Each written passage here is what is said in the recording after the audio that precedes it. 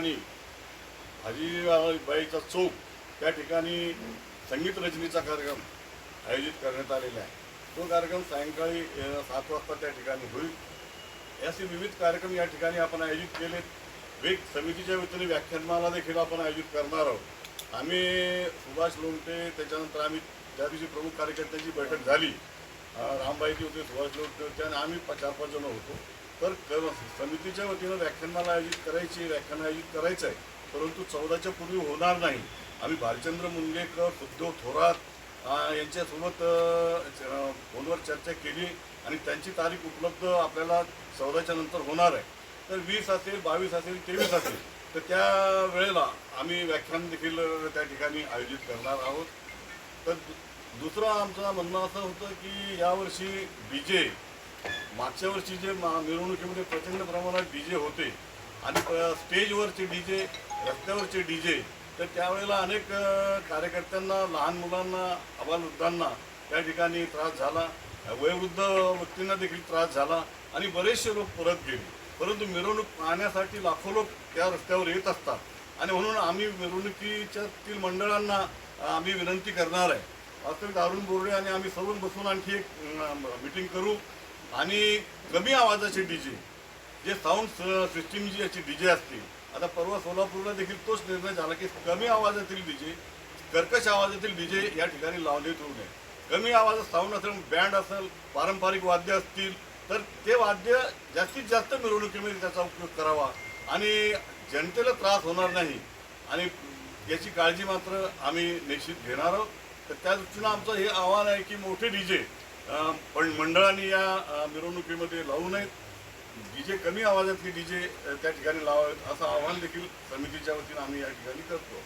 दुसरा मुद्दा माझा असा आहे की मिरवणूक ही क्रांती चौकपासून Paithan gate, Nutan colony, Paithan gate, Gulmandi, city Chowk आणि बाबासाहेब आंबेडकरांचा पुतळा, त्याचप्रमाणे इकडून Bhavsinghpura, Nandanvan colony, mill corner, Gulmandi या भागात, ह्या ज्या भागातल्या मिरवणुका येत आहेत, तर या भागातील मिरवणुकीतील रस्त्याची पाहणी मनपा आयुक्तांनी यांनी करावी आणि मिरवणूक रस्त्यावर जे जे काही खड्डे असतील, त्याच्यानंतर इलेक्ट्रिक तारा असतील, तर त्या तारांचा बंदोबस्त करावा, लाईटची बंदोबस्त करावा आणि रस्त्याची खड्ड्याची देखील दागदुगी मनपा आयुक्तांनी, पोलिसांनी पाहणी करून ती करण्यात यावी। आणि कारण कसं होतं की शांतता समितीची बैठक होती 1 दिवस अगोदर, पोलीस कमिशनर घेतात आयुक्तालयाने, आणि 1 दिवस 2 दिवस अगोदर झाल्यानंतर 2 दिवसात हे लोक काहीच करत नाही।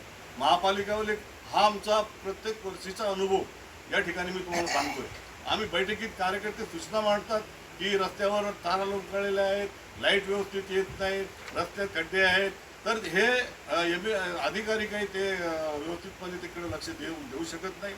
दुसरा मुद्दा माझा असा आहे की लाईटची व्यवस्था जी प्रत्येक वर्षी आम्ही बघतो, पैठण गेटपासून ते सिटी चौकापर्यंत दुकानं बंद झाली की लाईट त्या ठिकाणी राहत नाही आणि आम्ही सांगतो की ॲडिशनल लाईट फोकस त्या मिरवणुकीच्या मार्गावर तुम्ही लावा।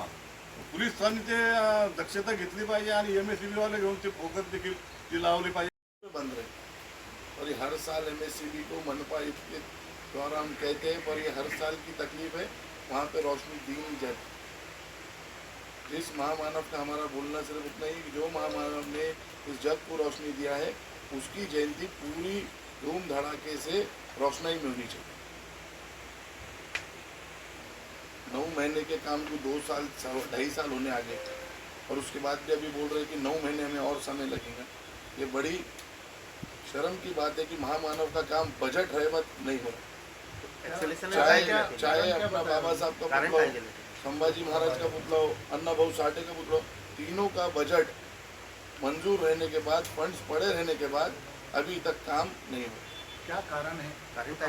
कारण उनसे पूछे तो आप देखेंगे, जैसे बाबा साहब की जयंती आती है वहाँ साफ सफाई काम ऐसे जोरों में कर रहे, बताना चालू करते, और जैसे आप 14 तारीख होंगी आप देखना वो काम स्लो करके ठप कर देने का काम ये महापालिका के द्वारा है, PWD के द्वारा हो रहा है। फिर नवी 14 आती है, फिर काम बताना 15 दिन पहले से बताते कि हम काम तेजी में कर रहे।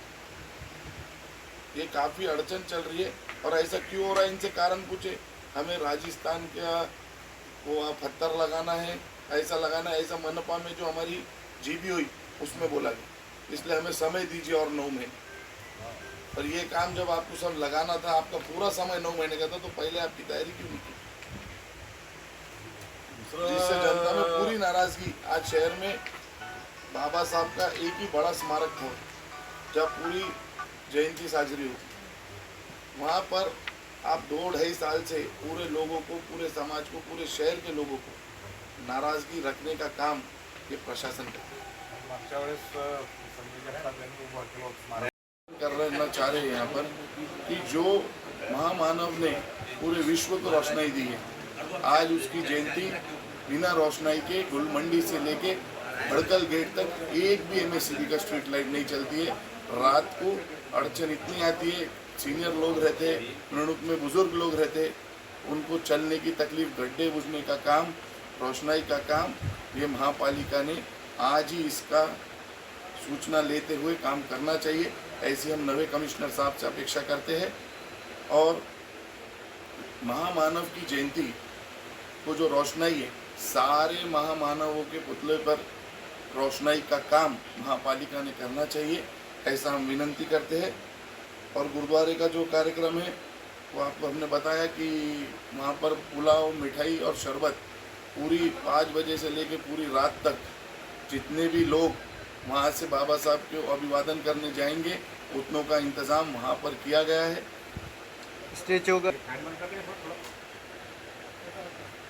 आज ये बड़े अफसोस के साथ हमें कहना पड़ रहा है कि एक महामानव का जो पुतले का काम, जिसको बजटेड काम कहा जाता है, पूरे फंड्स पड़े रहने के बाद 9 महीने वो काम की सीमित थी, 2-2.5 साल से वो काम नहीं किया गया।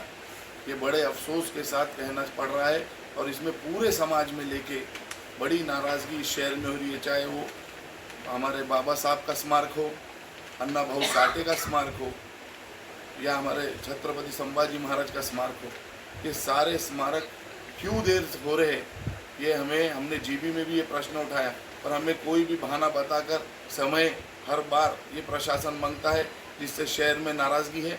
और ये सारे स्मारकों का काम हम अपेक्षा करते हैं कि अब जल्द से जल्द किया जाए और रोशनाई पूरे स्मारकों पर, शहर के, चाहे छत्रपति शिवाजी महाराज का स्मारक हो, महात्मा ज्योतिबा फुले हो, अन्ना भाऊ साठे चौक हो, छत्रपति संभाजी महाराज हो, अपना डॉक्टर बाबा साहेब अम्बेडकर स्मारक हो, स्मारक जितने भी शहर में हैं, सभी को महामानव की 135वीं जयंती पर रोशनाई का करने का काम ये महापालिका ने करना चाहिए।